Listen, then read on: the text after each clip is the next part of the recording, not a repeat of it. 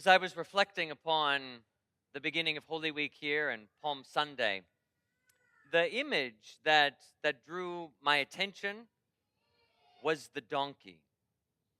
That Jesus sends his disciples to go find that colt tethered and to bring it to him so that he can enter the city riding upon this donkey. And as I was thinking about that, the more and more I thought about it, the more important I realized that symbolism was. That Jesus chose to march in on that donkey. And yet, we don't call today Donkey Sunday. We call today Palm Sunday because of the palm branches that the scriptures tell us that the people were breaking off of the trees and waving at him.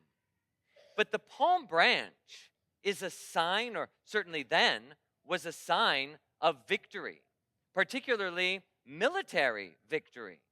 That if you conquered and were the conquering hero and came in parade in the city, people would tear off the branches and wave those branches as a sign of having defeated the enemy. In fact, Christians adopted that palm as the sign of victory, of defeat of the enemy, particularly for the martyrs.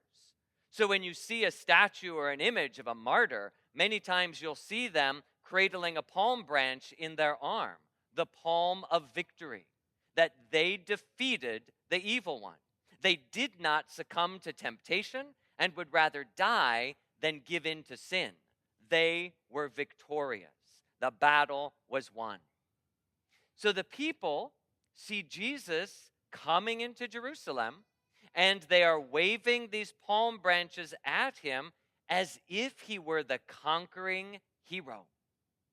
Certainly, they know he was a miracle worker. He had just raised Lazarus from the dead, and news of that had certainly begun to spread. And then he's coming into Jerusalem, and they see him as something of a savior. But in their minds is probably an event that happened 150 years prior, during the Maccabean revolt. That those Maccabean brothers, as you recall, raised up a revolt against their oppressors. For in the hundreds of years prior to Jesus' birth, Israel was kind of tossed back and forth from one oppressor to another. And so there was the Ptolemaic regime from Egypt that had conquered Judah and ruled over the southern half. There was the Samaritan regime, or the Syrian regime, that had come in from the north and had conquered the northern part of the country. And in fact, one of the greatest or the most wicked of the leaders, Antiochus IV Epiphanes, ruled and made sure that the Jews could not practice their religion, outlawed it, desecrated the temple, stole the vessels, and set up an altar to Zeus that should have been the altar to God. And the Maccabean brothers started a sort of rebellion, a guerrilla warfare, as it were, against these oppressors. And in their victories, if you read in the book of Maccabees, when they entered the city, the people broke off the branches from the trees and waved them in victory over Judas Maccabeus. As Jesus comes into the city, now that Rome has become the new oppressor, and they know he is a wonder worker gathering followers, they see him as a new Maccabee. Because remember, the Maccabees, God's favor rested upon them. Miracles were worked. When they reestablished the temple worship, they found that all of the oil had been desecrated, save one vial, one jar that was still sealed. And they poured that oil into the menorah to burn before the Lord's presence, and it should have only lasted a day, but it continued to last and to burn for the full 8 days. And thus, the holiday of Hanukkah was born, the celebration of lights, the miracle of the oil lasting in the rededication of the temple. So this is a memory burning bright in the minds of the people. And Jesus knows it. And so he doesn't come walking into Jerusalem. He doesn't come riding a stallion. He doesn't ride on a horse, which would symbolize military victory, that he is the conqueror on his trusty steed. But rather, he finds a lowly pack animal, a silly-looking, dumb beast, and he asks to ride in on that. This is his response to the people waving branches at him. His response is to show them visually that he is not that kind of Messiah. He is not coming as their liberator from Rome. He's not coming in the city to wage a battle or to take David's throne back. So he rides in on this silly animal that's used to haul carts and burdens and equipment and packs on its back. And here this stumbly little animal is coming in with Jesus, probably bobbing around on it. And he looks clumsy, and he looks foolish, and he looks dumb.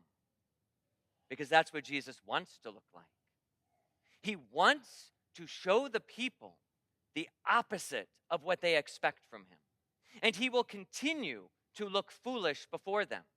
He will allow himself to be stripped, and he will allow himself to be mocked, and he will be made into a mock king, and he will stand there silently before all of them as he is passed back and forth amongst the leaders.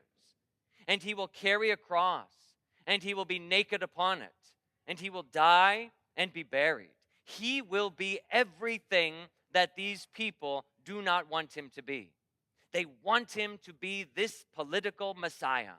They see him coming in, and they're thinking, our man has been elected. We now are going to rule this country, and we are going to get our way, and we are going to give it to our enemies, and we are finally going to be in power. And he shows them, no, this is not the power that belongs to the Messiah. He has come to be a victor over sin, over death, but not the victor over the things of the world. And so he shows himself to look foolish, to break this mentality. And I wonder how far off sometimes we are from that crowd.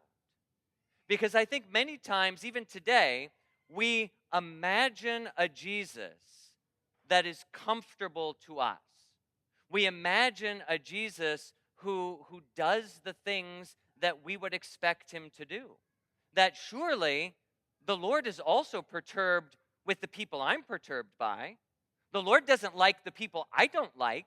The Lord supports the causes that I support. His enemies are my enemies. We're on the same team. In fact, he wants the same team to win the game that I do. God is on my side. We do not worship the God who made us many times, but rather we worship the God that we have created. And Jesus shows us how foolish that is. He will not let us make him into a false Messiah. He will show us to be everything different than that. And so as we enter into this Holy Week, perhaps it encourages us to think about the kind of Messiah we worship and what we expect of him in this world. Do we expect him to solve the problems out there? Or do we expect him to solve the problems of my heart and of my life and of my sin? I invite you, as he rides this donkey into Jerusalem, to be not like the crowds who were angry when he shoved this in their faces, when he showed them that he was not going to be the Davidic king. They were so angry at them, and they felt duped. They, in a sense, felt like the ass. And that made them angry enough to want to kill him because they felt foolish for following him. You and I get the opportunity, because that donkey does not move fast. He stumbles and plods along this journey. So this Holy Week, I invite you in your prayer to walk alongside that donkey, and to look at the Messiah sitting upon its back, and to really look at him and to see if that's the Messiah that I'm used to worshiping. Is this the God that I believe in? Because even if you're 30 years old or 40 or 50, 60, 70, 80, whatever you are, we still have a lot to learn about who the Savior is.